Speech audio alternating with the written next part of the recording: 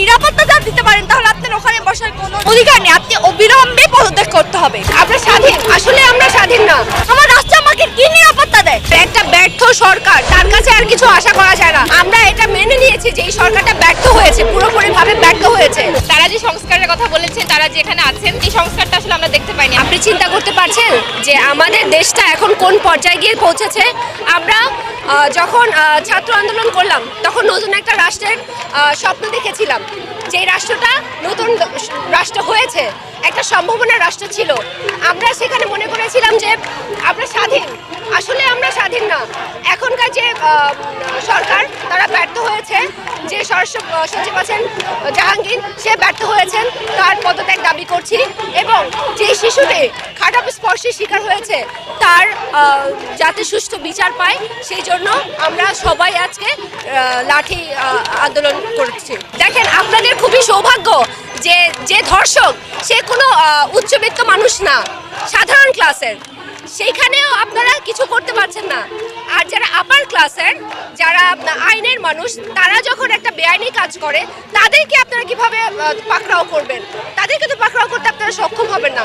So আপনাদের সৌভাগ্য যে আপনারা একটা দারিদ্র পরিবারে সেখানে ধর্ষণের শিকার হয়েছে, সেই শিশুটিকে আপনারা রক্ষা করতে কথা বলতে পারছেন। কিন্তু যখন আমার সাথে ঘটনাটা ঘটেছে, আপনারা কেউ কথা বলেন নাই ভয়ে, কারণ আপনারা চাকরিচ্যুত হবেন।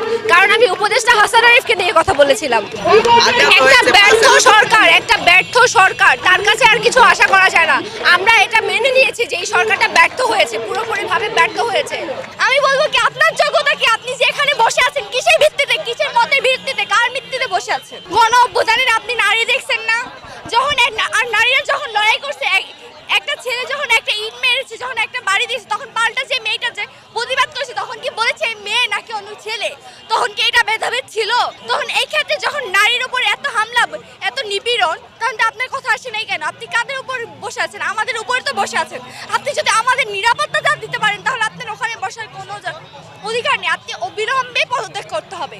আসিয়া হচ্ছে মাগুরা জেলার মেয়ে, আমাদের ছোট বোন, 8 বছর একটা মেয়ে। আমি যদি বলি, এখন অনেকে বলে যে আমাদেরকে বলে আমাদের পোশাকের সমস্যা, তাহলে বলবো ওই মেয়েটা কি দোষ করছে যে পর্দা করতো, যে হচ্ছে মাদ্রাসায় পড়তো? আমার বোন যে আসিয়া, যার কথা আপনি বললেন, ও কি দোষ করছে? ও কি বুঝে এগুলার? বলেন, 8 বছরের একটা মেয়ে, ও কি বুঝে? আমাকে উত্তর দিবেন আপনারা? পারবেন না। কি উত্তর দিবেন আপনারা? দিতে পারবেন যে ওই যে একটু মেয়ে কি বুঝে? ও খুন, দর্শন, নিপীড়ন, এগুলা কি বুঝে? আমরা অবিলম্বে প্রকাশ্যে শাস্তি দিতে হবে। এই যে আমাদের ট্যাগ দিচ্ছে শাহবাগ, এই শাহবাগের যদি না থাকতো তাহলে এই জুলাই অবদান কখনোই সম্ভব ছিল না। আমি যে মার খাইছি, আমার খবর আজ পর্যন্ত কেউ জানে না।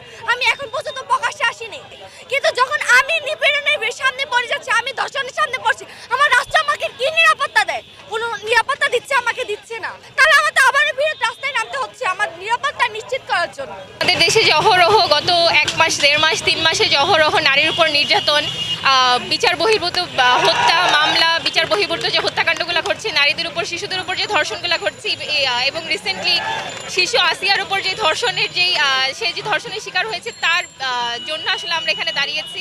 আমাদের দেশের যে স্টেটের যে দায়বদ্ধতা ছিল, তার নাগরিকের উপর ধর্ষকের সর্বোচ্চ শাস্তি দেয়া, ধর্ষককে আটক করা এবং সচেতনতা তৈরি করা এবং আইনের সঠিক প্রয়োগটা নিশ্চিত করে জনগণকে নিরাপত্তা দেয়া, এই জিনিসগুলোর যখন অভাববোধ তৈরি হয়েছে, সেটার প্রতিবাদ হিসেবে আসলে আমরা আজকে এখানে দাঁড়িয়েছি। আসলে এই জিনিসটা কখনো নাম্বার দিয়ে তুলনা করা যাবে না। একজনের জন্য একজন ধর্ষণ হলেও সে দায়বদ্ধতা রাষ্ট্রের নিতে হবে, 10 জন ধর্ষণ হলেও সে দায়বদ্ধতা রাষ্ট্রের নিতে হবে। 2019-20 সময়েও 1000-এর উপর 2000-এর উপর নারী সে বছর ধর্ষিত হয়েছিলেন। সো প্রত্যেক বছরই হয়তো এটা বাড়ছে, হয়তো এটা কমছে। সো এই পারসেপশন তৈরি করে আসলে জিনিসটাকে হালকা করে দেওয়া উচিত না। যদি একটা ধর্ষণও হয়, সেই দায়বদ্ধতা রাষ্ট্রের নিতে হবে এবং সেটার বিচার আসলে সবচেয়ে দ্রুত নিশ্চিত করতে হবে। এটার দায় অবশ্যই রাষ্ট্রের, এটার দায় স্বরাষ্ট্রমন্ত্রীর, এটার দায় আইনমন্ত্রীর। তারা যে সংস্কারের কথা বলেছেন, যে সংস্কারের কথা বলে আসলে তারা যেখানে আছেন, সেই সংস্কারটা আসলে আমরা দেখতে পাইনি। আমাদের বিচার এবং আইন, ধর্ষণের বিরুদ্ধে আইন এখনও পেনাল কোডের আইনেই চলছে। কোনো দ্রুত বিচার ট্রাইব্যুনাল বা কোনো কিছু আমরা এখনও দেখতে পাচ্ছি না। ধর্ষণ নিয়ে অনেক ধরনের ট্যাবু এখন আমাদের আইনে আছে, এটাও কোনোভাবে এক্সপ্যান্ড করা হচ্ছে না। আমাদের আজকের এই আন্দোলনের দাবির মধ্যে এই দাবিগুলো ইনক্লুড করা আছে। সো এই জিনিসগুলো আসলে পরিবর্তন করতে হবে, সংস্কার আনতে হবে। যত দ্রুত সম্ভব বিচার কার্যক্রম করতে হবে। এটা শুধু আমি আসিয়ার জন্য বলছি, কিন্তু ইন জেনারেল যদি আমি বলতে চাই তাহলে মিনিমাম 90 ডেজের মধ্যে কোনো কনভারসেশন ছাড়াই একজন ধর্ষকের বিচার কার্যক্রম করতে হবে। এটা হচ্ছে ফার্স্ট স্টেপ, মানে আমার পক্ষ থেকে বলা। আর সেকেন্ড হচ্ছে একটা ধর্ষকের নজির, মানে এক্সাম্পল একটা বিচার করতে হবে। যেমন হচ্ছে আমি জানি না, এটা শুনতে হয়তো বিভৎস লাগবে আপনাদের কাছে, পাথর নিক্ষেপ করে তাকে পুঁতে পাথর নিক্ষেপ করে তাকে মেরে ফেলা, এটা ভয়ঙ্কর শোনাবে। কিন্তু যদি সম্ভব হয়, বিচারের ব্যবস্থায় যদি সম্ভব হয় প্রকাশ্য দিবালোকে একজন ধর্ষকের ফাঁসি ব্যবস্থা করা, যদি একজন ধর্ষককে প্রকাশ্য দিবালোকে ফাঁসি ব্যবস্থা করা যায় তাহলে 10টা ধর্ষক সচেতন হয়ে যাবে, সে ভয় পাবে সেকেন্ড টাইম আরেকজনকে ধর্ষণ করতে। সেহেতু এক্সাম্পল হয়ে যায়, জানে এমন একটা বিচার ব্যবস্থা শুরু করতে হবে। আপনারা সবাই জানেন আমি ধর্ষণ নিয়ে কথা বলেছিলাম 2 মাস আগে উপদেষ্টা হাসান আরিফের বিরুদ্ধে। তখন আপনারা কেউ বিশ্বাস করেন নাই যে 84 বছরের একজন বৃদ্ধ সুফি চেহারার অধিকারী তিনি কিভাবে ধর্ষণ করবে।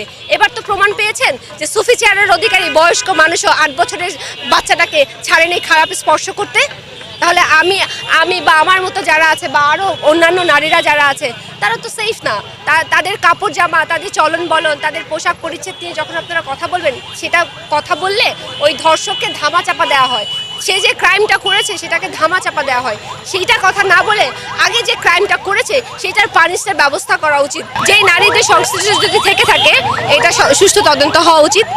তদন্ত হওয়ার সাথে যদি সেই নারী যুক্ত থাকে তাহলে তাকেও বিচারের আওতায় আনা উচিত। সে নারী বলে যে ছাড় পেয়ে যাবে তা কিন্তু নয়। কার দ্বারা ধর্ষণের শিকার হয়েছে সেটা জানেন? উপদেষ্টা হাসান আরিফের দ্বারা। সেটা নিয়ে আমি 2 মাস আগে কথা বলেছি, কিন্তু তখন কেউ বিশ্বাস করেন নাই আপনারা যে 84 বছরের একজন বার্ধক্য মানুষ কীভাবে ধর্ষণ করতে পারে। এবার প্রমাণ পেয়েছেন যে 84 বছরের বয়সের মানুষেরা ধর্ষণ করতে পারে, 8 বছরের শিশুকে খারাপ স্পর্শ করতে পারে। এটা বুঝতে পেরেছেন আপনারা? চেয়ারম্যান মেম্বার এই শ্রেণীর যে গ্রামগঞ্জে যারা আছে এনাদেরকে প্রথমত সচেতন করতে হবে, এদেরকে একটু টাইট দিতে হবে। পুলিশদের মধ্যে আত্মবিশ্বাস কমে গেছে, এই ধরনের ভুলভাল কথা বলা যাবে না, পুলিশদেরকেও টাইট দিতে হবে। এবং পরিবারগুলোকে যারা হচ্ছে মায়েরা বোনেরা আছেন তাদেরকে বোঝাতে হবে যে কেউ যদি ধর্ষণ করে সে অপরাধী, তুমি অপরাধী না। তুমি বলতে পারো, সে বলতে চায় না কারণ তার ব্যক্তি জীবনে প্রভাব পড়বে, সেইটা তাকে আসলে এটা তো সহজ বিষয় না। ধর্ষণ একটা স্বাভাবিক সহজ বিষয়, এটা খুব সেন্সিটিভ একটা ইস্যুস। তো এই বিষয়টা নিয়ে প্রত্যেকটা পরিবারে ডোর টু ডোর ভিজিট করে প্রত্যেকটা পরিবারকে বুঝাইতে হবে যে you are not a criminal, এটা তুমি ক্রাইম করো না, যে করেছে তাকে নিয়ে কথা বলো। আর সবাইকে আমি একটা রিকোয়েস্ট করবো, আসিয়ার মতো যারা ধর্ষণের শিকার হয়েছে তাদেরকে হাইলাইট না করে ধর্ষকদেরকে হাইলাইট করুন, তার ফুল ফ্যামিলিকে হাইলাইট করুন, তাদেরকে সমাজের চোখে আঙুল দিয়ে দেখিয়ে দেন যে এইটা হচ্ছে ধর্ষক, ওই নারীটিকে না, ওই শিশুটিকে না, ওই মাটিকে না, ওই বোনটিকে না। যে কেউ যদি এ ধরনের কাজ করে তাকে মাটিতে পুঁতে পাথর নিক্ষেপ করে মেরে ফেলা, এটা তো ধর্মেই আছে। আমি তো ধর্মের কথাই বলছি। আপনি যখন ধর্মের কথা বলে ধর্ষণ করছেন যে তুমি কাপড় আবরণ ঠিক রাখো নাই এই জন্য তোমাকে ধর্ষণ করেছি। আরে ভাই, আমি যদি আমার কাপড় আবরণ ঠিক না রাখে, একটা নারী যদি তার আবরণ ঠিক না রাখে, এটার জন্য তো আল্লাহ যথেষ্ট, তুমি না। তুমি কে? তুমি তো বিচারক না, আইন আদালত আছে, আল্লাহ তাআলা আছে, তুমি না। তুমি এই কারণে ধর্ষণ করতে পারো না, ইউ হ্যাভ নো রাইটস, তোমার সেই অধিকার নাই। প্রতিবাদ এবার হতেই হবে। প্রতিবাদ হয় নাই, আসলেই হয় নাই।